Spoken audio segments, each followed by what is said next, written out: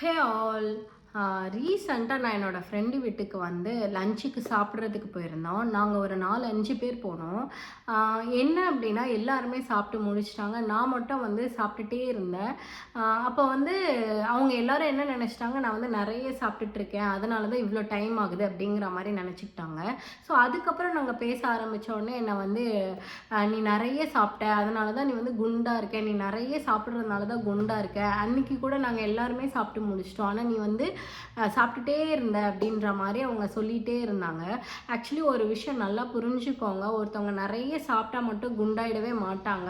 அவங்களுக்கு ஸ்ட்ரெஸ் இருக்கலாம், thyroid problem இருக்கலாம், ஹார்மோன் சேஞ்சஸ் இருக்கலாம், இந்த ப்ரெக்னென்சி குழந்தை பிறந்ததுக்கு அப்புறம் வந்து அவங்களுக்கு பாடியில் நிறைய சேஞ்சஸ் வந்து நடக்கலாம்.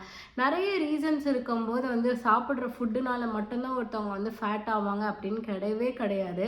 அன்னைக்கு நான் ஸ்லோவாக சாப்பிட்டதுக்கு ஒரு ரீசன் இருக்குது. என்னால் வந்து சீக்கிரம் என்னோட பாடிக்கு டைஜஷன் நடக்காது.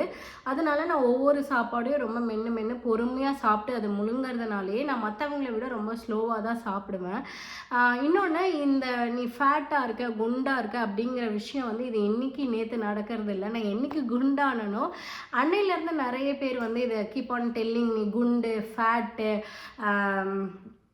குந்தாணி, அப்புறம் வந்து 400 வருஷம் பழமையான ஆமை மாதிரி இருக்க, 500 வருஷம் ஆமை மாதிரி இருக்க, அப்புறம் வந்து எப்படி சொல்கிறது, இன்னும் நிறைய வேர்ட்ஸ், பன்னி, யானை, இந்த மாதிரி நிறைய போட்டு பேசுகிறது வந்து எனக்கே தெரியும். என்னை டீஸ் பண்ணுறது, ப்ளஸ் வந்து எனக்கு பின்னாடி பேசுறது, ஈவன் இந்த மாதிரி நான் மட்டும் அனுபவிக்கலை, எல்லாருமே இந்த ஃபேட்டாக இருக்கவங்க இதை அனுபவிச்சுட்டு தான் இருக்காங்க. ஒருத்தவங்களும் வந்து ஒருத்தரோட அகத்தோற்றத்தை வச்சு பேசாமல் அவங்களோட புறத்தோற்றம் எப்படி இருக்குது அப்படிங்கிறத வந்து பாருங்கள். ஸோ ஒருத்தவங்க வந்து ஃபேட்டாக இருக்காங்க அப்படின்னா அவங்கள வந்து பாடி ஷேமிங் பண்ணாதீங்க. அது அவங்களுக்கு வந்து ரொம்பவே ஹர்ட் ஆகும். அப்புறம் நிறைய பேர் வந்து என்னோடய வீடியோஸ் பார்க்குறீங்க, ஆனால் நிறைய பேர் இன்னும் சப்ஸ்கிரைப் பண்ணல. மறக்காமல் என்னோடய சேனலை வந்து சப்ஸ்கிரைப் பண்ணிக்கோங்க.